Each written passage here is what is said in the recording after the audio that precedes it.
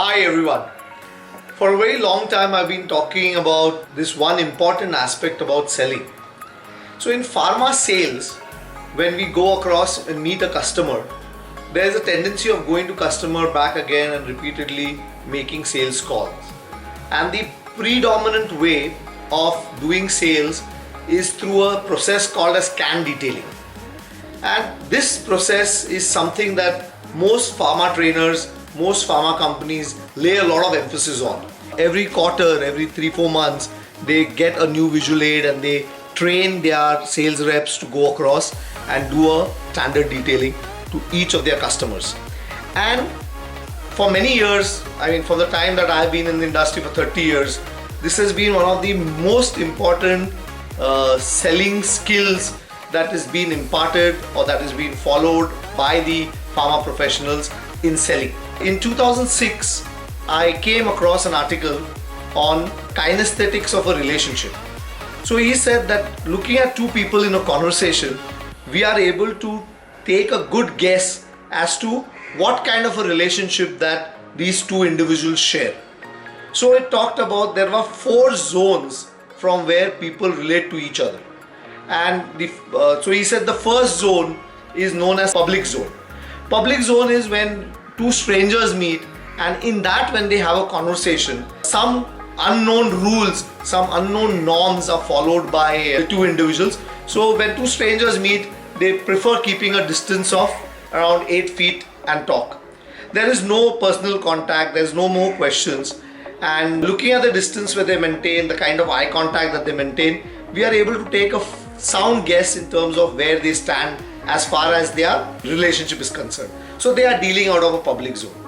Then the author talked about that people move one step closer, and if they are in a social zone, that means they recognize each other. Maybe you're a regular customer or you're someone who's an acquaintance that we know. You're not necessarily friends, but you all know each other. Then you are operating out of a zone called as the social zone. And in social zone, he said that they maintain a distance of about 4 feet, and 3 to 4 feet is the distance that they are very comfortable with. And that's the place where conversation happens. Sometimes you see that the conversation can involve certain questions and they are comfortable discussing with that. Then what happens is, if the two people are in a much closer relationship, they are not in a public zone operating or in a social zone, he called this the personal zone. In personal zone, he realized that people are much closer. They maintain a 2 feet distance between them and they talk, and they can. There is a lot of touch that happens. There's a huge amount of dialogue that happens, and eventually, when we see that the people are in intimate zone, this physical contact is more. Probably they'll put their arm around the shoulder and talk, or touch or hold hands and talk, and we can look at it as an intimate zone relationship. This set me thinking. I kept saying that we go around to a customer and we repeatedly talk to a customer, to a doctor, and we do a standard detailing. And what zones do we operate from? Can we recognize which zone are we operating on when we are visiting these customers? And I was working in sales and I was accompanying many sales reps on sales calls, and I would constantly observe as to, you are visiting this customer for a long period of time, but in which zone does the customer treat you? Do you have a relationship with the customer? We pay a lot of emphasis on doing standard detailing, on giving gifts and samples, and how does the customer treat you? And what I realized that there are 5 zones from where the customer treats you. There is one zone where the customer basically doesn't want to meet you. It's an unwanted zone.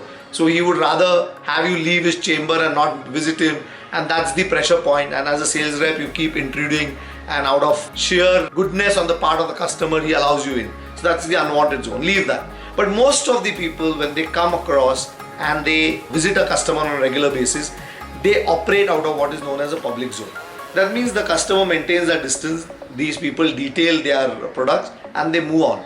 They may be visiting the customer 10 times, 15 times, maybe 18 times a year, maybe 12 times a year, maybe 24 times a year. But the zone that they operate from, the communication that they do, the detailing that they do, is probably an appropriate tool to deal in a public zone communication. But if they stick down to only this detailing, they are never ever going to move into the next zone. If you are good with your detailing, if you are good with your communication that you're having with your customer, slowly and steadily, there are some customers who help you graduate or move into what is known as the social zone. So when you enter inside, the customer, the doctor, looks at you with recognition, probably he'll say even a hello to you, will go back onto his chair and probably relax a bit and try and listen to what you're trying to say. And these are social zone signs and symbols that he accepts the medical rep in a social zone.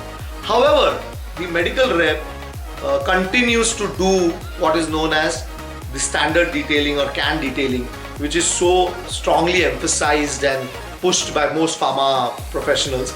And he continues to do standard detailing. The customer is sitting, accepting you, willing for you to be in social zone, whereas you continue to be into your public zone operations. And over a period of time, the customer gives up and pushes you back into a public zone, and the relationship stays there in the public zone.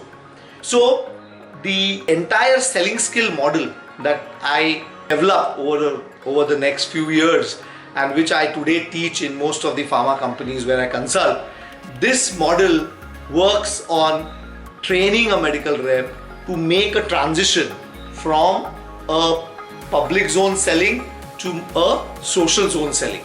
And if we are able to get our selling skills appropriate to be able to build a dialogue and entertain or interact with the customer, dealing with him in the social zone right, the customer may slowly invite you into the personal zone. Then we can train our entire sales teams to do an appropriate kind of selling in the personal zone so that the customer will move them into an intimate zone. So this is my first video in this series on zones of selling, and I hope you'll keep watching this for looking at strategies for each of the 4 zones. Keep watching. Thank you very much.